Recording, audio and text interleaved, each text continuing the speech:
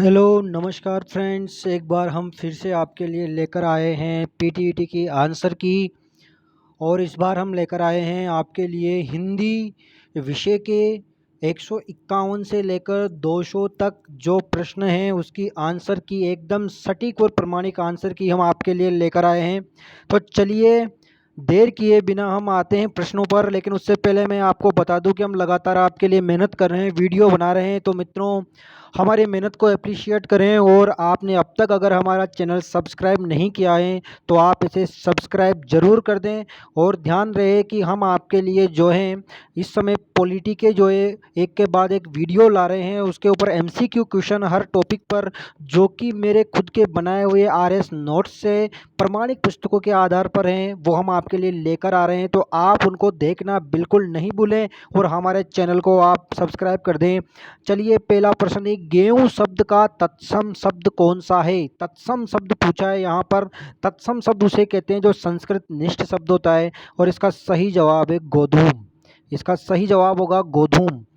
अगला प्रश्न है, निम्नलिखित में से साहचर्य शब्द का विलोम क्या होगा? साहचर्य का मतलब होता है साथ साथ चलना। तो इसका विलोम होगा अलग हो जाना, यानी कि पार्थक्य जो है इसका विलोम शब्द हो जाएगा। अगला प्रश्न है, निम्नलिखित में से इंद्र शब्द का पर्यायवाची कौन सा नहीं है? नहीं है शब्द को आप यहाँ पर ध्यान दें। इनमें से तीन इंद्र शब्द के पर्यायवाची है, सुरपति, पुरंदर और देवेंद्र। जबकि प्रभु शब्द जो है वो इंद्र शब्द का पर्यायवाची नहीं होगा। तो इसका सही जवाब है सी। अगला प्रश्न है, दूध शब्द निम्नलिखित में से किसका पर्यायवाची नहीं है? दूध शब्द, तो पेय का अर्थ भी दूध होता है, गोरस का अर्थ भी दूध होता है और क्षीर का अर्थ भी दूध होता है। लेकिन वारी का अर्थ जो है वो जल होता है, इसलिए यहाँ पर उत्तर हो जाएगा बी अर्थात वारी।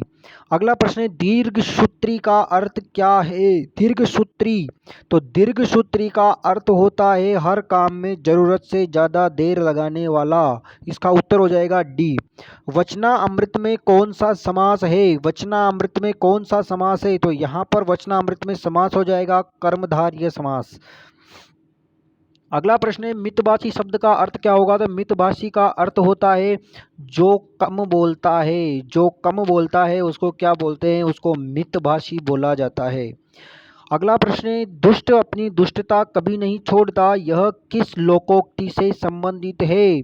तो यह है कबहु निरामिष होय न कागा। अर्थात कागा जो होता है वो कभी निरामिष नहीं होता है, यानी कि वो जो है कभी भी अच्छा नहीं होता है। तो कबहु निरामिष होय न कागा, इसका सही उत्तर हो जाएगा। अगला प्रश्न है, मजा छकवाना मुहावरे का अर्थ क्या होगा? तो मजा छकवाना मुहावरे का अर्थ होगा, मजा चकवाना मुहावरे का अर्थ यहाँ पर हो जाता है ए परिणाम भुगतवाना। इसका सही उत्तर होगा परिणाम भुगतवाना। अगला प्रश्न है, दिल पसीजना मुहावरे का अर्थ क्या है? दिल पसीजना मुहावरे का अर्थ यहाँ पर क्या है? तो इसका अर्थ होता है दया भाव जागना। अगला प्रश्न है, निम्न में से कौन सा वाक्य शुद्ध है? केवल यहाँ दो पुस्तकें हैं। तो ये होना चाहिए यहाँ केवल दो पुस्तकें हैं, तो ये गलत उत्तर हो जाएगा आपका। पानी से भरा एक लोटा लाओ। आगे देखते हैं, यह वह घायल लड़ाई के दौरान हुआ। तो वो लड़ाई के दौरान घायल हुआ, ये शुद्ध वाक्य होगा। तो ये भी गलत वाक्य है। और काम इन सबों ने नहीं किया, तो इन सब ने काम नहीं किया, ये भी गलत वाक्य। तो यहाँ पर जो सही वाक्य होगा वो होगा पानी से भरा एक लोटा लाओ। उसके बाद हम आगे बढ़ते हैं। अगला प्रश्न है, जो बात पहले न हुई हो, वाक्यांश के लिए एक शब्द बताइए। तो जो बात पहले न हुई हो उसे कहते हैं अभूतपूर्व, जो पहले नहीं हुआ हो। जबकि अप्रत्याशित का मतलब होता है जिसकी आशा न की गई हो। तो यहाँ सही उत्तर होगा डी अभूतपूर्व। अगला प्रश्न है, सरोज शब्द का पर्यायवाची नहीं है। तो सरोज शब्द का कौन सा पर्यायवाची नहीं है? सरोज शब्द जो है पंकज, सरोज यानी कि जो है ये कमल को कहा जाता है। और सरोज, पंकज, जलज और राजीव इसके सही पर्यायवाची है। लेकिन विभावरी इसका पर्यायवाची नहीं है, क्योंकि विभावरी का मतलब होता है रात्रि। अगला प्रश्न है, संधि विच्छेद सही कौन सा नहीं है? तो सरोज में होता है सर प्लस ज। तो ये यहाँ पर एक गलत संधि विच्छेद है। प सही संधि विच्छेद ये आपसे पूछ रहा है, तो सरोज गलत है। पावक पो प्लस अक, ये एक इसका सही उत्तर है। जगन्नाथ में जगत प्लस नाथ होता है, ये भी गलत है। और अपेक्षा में अप प्लस ईक्षा होता है, तो ये भी गलत है। यानी कि आपका जो सही जवाब है, सही संधि विच्छेद है, वो होगा पावक पो प्लस अक। अगला प्रश्न है 65वां 165वां, बढ़ा चढ़ाकर कही गई बात वाक्यांश का अर्थ प्रकट करने वाला शब्द कौन सा है, तो वो हो जाएगा अतिशयोक्ति। अगला प्रश्न है, निम्न में से कौन से युग्म का अर्थभेद सही नहीं है, किसमें से इसका सही नहीं है। तो उपल का मतलब ओला होता है और उत्पल का मतलब कमल होता है, मतलब ये तो सही है भैया। नारी का मतलब स्त्री और नाड़ी का मतलब नब्ज होता है, यानी कि ये भी सही है भैया। सम का मतलब समान और शाम का मतलब सायंकाल होता है, तो ये गलत हो जाएगा, यानी कि इसका सही उत्तर होगा ये। अगले को अगर अपन देखें तो अंतर का मतलब भेद और अनंतर का मतलब पश्चात, यानी कि ये भी सही है, तो इसका उत्तर हो जाएगा विकल्प सी। अगला प्रश्न है, निम्नलिखित में से शुद्ध कौन सा है, तो शासन, शासन ऐसे नहीं लिखा जाता है, ये गलत है। विशेष भी गलत है, कलश भी गलत है, तो यहाँ पर सही उत्तर हो जाएगा साम, साम दाम दंड भेद वाला साम है, तो ये इसका एकदम सही उत्तर है।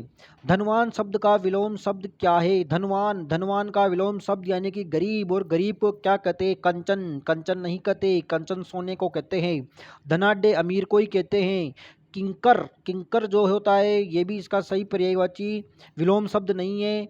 किंकर का मतलब दुष्ट होता है, और अकिंचन, अकिंचन का मतलब होता है गरीब, यानी कि धनवान का विलोम हो जाएगा अकिंचन, तो इसका सही जवाब है विकल्प सी। अगले प्रश्न में चलते हैं, छह माही में कौन सा समास है, छह माही के अंदर कौन सा समास है, तो छह माही के अंदर छह माहों का समूह, यानी यहाँ पर है द्विगु समास। साप, साप में कौन सा समास है, तो यहाँ पर है अव्ययी भाव समास। साप साप, दिन दिन, रातों रात, ऐसे शब्दों के अंदर जो होता है अव्ययी भाव समास आता है। अगला प्रश्न है, निम्नलिखित में से किस शब्द की वर्तनी शुद्ध है, तो उपलंबक, ये एकदम गलत है। मूर्धन्य, मूर्धन्य में छोट बड़ा ऊ आता है, तो ये भी गलत है। उच्छ्वास, उच्छ्वास के अंदर छ के नीचे हलंत लगना चाहिए था, ये भी गलत है, तो यहाँ पर सही उत्तर है छत्र छाया। अगले प्रश्न में चलते, आ उपसर्ग से किस शब्द में नहीं है, तो आकर्षित, आ प्लस कर्षित इसके अंदर है, आयोजक इसके अंदर है, आगमन इसके अंदर है, तो किसमें नहीं है, नहीं है पूछा है तो इसमें नहीं है, आड़तिया में नहीं है। आगे बढ़ते हैं, 73वां नंबर 173, निम्न में से तद्भव शब्द कौन सा है। तद्भव शब्द, तत्सम शब्द संस्कृत निष्ठ होता है, और तद्भव शब्द जो संस्कृत से परिवर्तित हो जाता है, तो विहग, खग और पक्षी है, लेकिन पंछी यहाँ पर जो है तद्भव शब्द हैं, तो यहाँ सही उत्तर हो जाएगा पंछी। अगला जो है गद्यांश जो है, ये आपने पढ़ ही लिया होगा, मैं सीधे प्रश्नों पर आता हूँ। उपर्युक्त गद्यांश का सर्वाधिक उपयुक्त शीर्षक कौन सा होगा, तो यहाँ पर जो है इसका जो शीर्षक होगा वो सही शीर्षक होगा अहिंसात्मक मार्ग का, अहिंसात्मक अभ्यास का मार्ग, इसके बारे में, अहिंसात्मक अभ्यास के मार्ग के बारे में इस गद्यांश में बताया गया है। अगला प्रश्न है, उक्त अनुच्छेद में फौजी की गतिविधियों का इसलिए उल्लेख किया गया है कि, तो इसका सही उत्तर होगा विकल्प सी, अहिंसात्मक अभ्यास की उससे पृथकता प्रतिपादित की जा सके। अगला प्रश्न है, निर्भयता आदि गुणों को सीखने के लिए आवश्यक है, तो इस गद्यांश के अनुसार निर्भयता के लिए आवश्यक है बचपन से ही अहिंसात्मक प्रवृत्ति का अभ्यास। ये आपको इसके अंदर जब आप पढ़ेंगे तो बिल्कुल ये अहिंसात्मक अभ्यास की बात आप इसके अंदर आ जाएगी, तो इसका सही उत्तर होगा विकल्प बी, बचपन से ही अहिंसात्मक प्रवृत्ति का अभ्यास। इसके बाद गद्यांश के अनुसार धर्म ग्रंथों में सर्वाधिक बल किसमें दिया गया है, तो ये दिया गया है सदाचार के नियमों पर। किस पर दिया गया है, ये लिखिए सदाचार के नियम शक्ति से, तो ये यहाँ पर धर्म ग्रंथों की बात कही है, और सदाचार के नियमों पर सबसे ज़्यादा ध्यान इसमें दिया गया है। अगला प्रश्न है 178, व्यवहृत शब्द का पर्याय है, व्यवहृत का मतलब होता है व्यवहार में लाना, तो इसका पर्याय होगा आचरित, आचरित इसका जो है पर्यायवाची कहलाएगा, तो इसका सही उत्तर है आचरित। अगला है, निम्नलिखित में से स्वर संधि का उदाहरण नहीं है, कोई इसमें स्वर संधि नहीं है, तो ग्रीस में तो गिरी प्लस ईस दीर्घ संधि, दीर्घ स्वर संधि है इसके अंदर, तो इसमें है। भानुदय में भी दीर्घ संधि है, इसमें है। पितृ प्लस आज्ञा, पित्राज्ञा गुण संधि इसमें है, तो मन प्लस रथ, मनोरथ में विसर्ग संधि आती है, तो ये स्वर संधि का उदाहरण नहीं है, तो इसका सही उत्तर होगा मनोरथ। 180, निम्नलिखित में से संयुक्त स्वर कौन सा है, तो संयुक्त स्वर जो है ए आई ओ औ और री को संयुक्त स्वर कहा जाता है, तो इसका सही उत्तर होगा ए। निम्नलिखित में से कंठे व्यंजन कौन सा नहीं है? अकु विसर्जन्यानाम कंठ। तो अ और क वर्ग जो है क ख ग घ, तो ये क ख ग घ ये तो व्यंजन जो है ये कंठे व्यंजन है। और ट जो है ऋटुषाणाम तालु, तो ये तालव्य है, तो इसका सही जवाब हो जाएगा ट। निम्नलिखित में से सुमेलित कौन सा नहीं है? तो विसर्ग संधि। विसर्ग संधि नी प्लस चय निश्चय, बिल्कुल ये विसर्ग संधि है। देव प्लस इंद्र ये स्वर संधि है। और ये स्वर संधि अन्न प्लस भाव अन्ना भाव, तो अन्न प्लस अभाव अन्ना भाव, तो ये भी स्वर संधि है, लेकिन ये विसर्ग संधि नहीं है। उल्लास ये व्यंजन संधि है। उद प्लस लास उल्लास, तो इसका सही जवाब हो जाएगा सी। अगले प्रश्न में हम चलते हैं 183। अज्ञान शब्द में निम्नलिखित में से कौन सा उपसर्ग प्रयुक्त हुआ है? तो ज्ञान में अ लगा है, अज्ञान, तो इसके अंदर हुआ है अ। चलिए आगे बढ़ते हैं। अगला प्रश्न है 184। निम्नलिखित में से तैराक शब्द में कौन सा प्रत्यय प्रयुक्त हुआ है? तो इसके अंदर तेर प्लस आख, तैराक इसके अंदर प्रयुक्त हुआ है, तो इसका सही उत्तर होगा डी। 185 में निम्नलिखित में से उपसर्ग से बना हुआ शब्द नहीं है, तो किसमें उपसर्ग नहीं लगा? प्रदोष में तो प्र लगा है, सम्मान में सम लगा है, उन्नति में उद लगा है, तो आघोष के अंदर जो है यहाँ पर कोई भी उपसर्ग नहीं लगा, तो इसका उत्तर हो जाएगा आघोष। अगला प्रश्न है निम्नलिखित में से प्रत्यय का योग अशुद्ध है, किसमें गलत प्रत्यय लगा है? तो श्रो प्लस ता श्रोता में सही लगा है। भूल प्लस अक्कड़ भुलक्कड़ में सही लगा है। आवश्यक प्लस ता आवश्यकता में सही लगा है।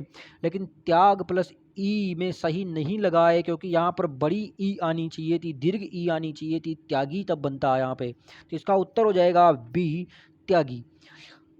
आगे बढ़ते हैं 87 में हिंद महासागर में कौन सी संज्ञा आएगी? तो हिंद महासागर में जातिवाचक संज्ञा आएगी। महासागरों के नाम, पर्वतों के नाम, देशों के नाम, इनके अंदर जातिवाचक संज्ञा आती है, तो यहाँ पर सही उत्तर हो जाएगा डी। अगला है कोई और कुछ निम्नलिखित में से कौन सा सर्वनाम है? तो ये अनिश्चयवाचक सर्वनाम है, बिल्कुल सीधा सा प्रश्न ये आपके लिए आया था। उसके बाद निम्नलिखित में से सुमेलित विलोम युग्म कौन सा नहीं है? तो अंधकार का प्रकाश आता है, बिल्कुल सही है। अर्थ का अनर्थ आता है, बिल्कुल सही है। अथ का इति आता है, बिल्कुल सही है। लेकिन अनुकूल का प्रतिकूल आता है, समनुकूल नहीं आता है, तो ये गलत हो जाएगा। तो इसका सही उत्तर है अनुकूल और समकूल। 190 में निम्नलिखित में से मिश्र वाक्य कौन सा नहीं है? तो मिश्र वाक्य इनमें से कौन सा नहीं है? तो अगर हम बात करें, जो झूठ बोलता है उसे कोई प्यार नहीं करता, अगर जो वाक्य है कोमा से जुड़ा हुआ हो, या जो से जुड़ा हुआ हो, लेकिन से जुड़ा हुआ हो, की से जुड़ा हुआ हो, ये जो होते हैं ये मिश्र वाक्य होते हैं। तो पहला वाला मिश्र वाक्य है, मैं एक ऐसे डॉक्टर से मिला जो बहुत होशियार है, तो ये भी एक मिश्र वाक्य है। मैंने शीला से कहा कि, ये की से जुड़ा हुआ, तो ये भी मिश्र वाक्य है। तो यहाँ पर जो है बी जो है, मैंने बच्चे को नहलाया और स्कूल भेजा, तो बी जो होगा यहाँ पर जो बी है वो एक मिश्र वाक्य नहीं है। 191 में आते हैं, मोहन ने भोजन किया में कर्म क्या है? तो यहाँ पर जो है मोहन ने क्या किया? मोहन ने भोजन किया, तो यहाँ पर भोजन उसका कर्म हो जाएगा।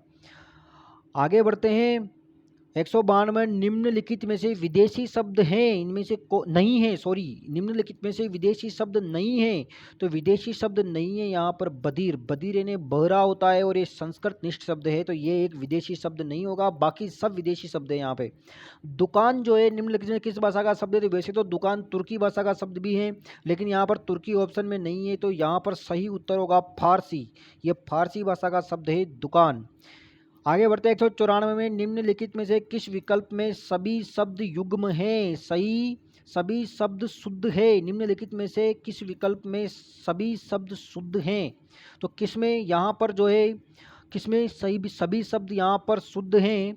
तो यहाँ पर अगर हम बात करें तो देखिए, सामर्थ्य यहाँ पर गलत लिखा हुआ है, क्योंकि ये सामर्थ्य में य के ऊपर री की मात्रा होनी चाहिए थी, तो ये गलत है। यहाँ पर पूर्ण में छोटा ऊ लगा हुआ है, पुज्य में छोटा ऊ लगा हुआ है, तो ये भी गलत है।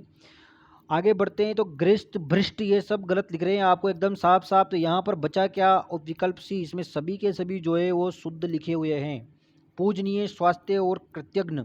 195 निम्नलिखित में से अशुद्ध वाक्य कौन सा है? अशुद्ध वाक्य आपको यहाँ पर चयन करना है अशुद्ध वाक्य का। तो मुझे बहुत गुस्सा आता है, ये एक शुद्ध वाक्य है। मैंने उसके मस्तक पर टीका लगाया, ये भी शुद्ध वाक्य है। यह एक ऐतिहासिक घटना है, ये भी शुद्ध वाक्य है। लेकिन जीवन और साहित्य में घोर संबंध है, घोर नहीं घनिष्ठ आना चाहिए था यहाँ पर, तो इसका सही उत्तर हो जाएगा विकल्प डी। निम्नलिखित में से कर्तृवाच्य कौन सा शब्द, कौन सा वाक्य है? यहाँ पर कर्तृवाच्य जिसके अंदर जो है कर्ता को मुख्य रख कर के जिस वाक्य को बनाया गया है, तो यहाँ पर सही उत्तर हो जाएगा रमेश खाना खा रहा है। रमेश खाना खा रखा है, एकदम सीधा सीधा वाक्य है और एक कर्तृवाक्य है। अगला है उससे हंसा नहीं जाता है, उससे हंसा नहीं जाता है, तो ये कौन सा वाक्य है? तो ये भाववाच्य है। जहाँ पर जाता है पीछे आता है, उससे हंसा नहीं जाता है, उससे खाया नहीं जाता है, उससे सोया नहीं जाता है, इस प्रकार के जो वाक्य होते हैं वो भाववाच्य वाक्य होते हैं। आगे बढ़ते हैं। 198 निम्नलिखित में से सुमेलित युग्म नहीं है। कौन सा सुमेलित युग्म नहीं है? न उदों का लेना, न मादों का देना, सब झमेलों से दूर रहना, यानी किसी पचड़े में नहीं पड़ना, तो ये तो एकदम बिल्कुल शुद्ध है। कब्र में पांव लटकाए बैठना, यानी कि मौत निकट आ गई भैया, तो ये एकदम शुद्ध है। अब बाकी जो दो बचे हैं, खोदा पहाड़ निकली चुइयां, यानी वांछित से अधिक कार्य करना, और उल्टे बांस बरेली को, यानी असंगत कार्य करना।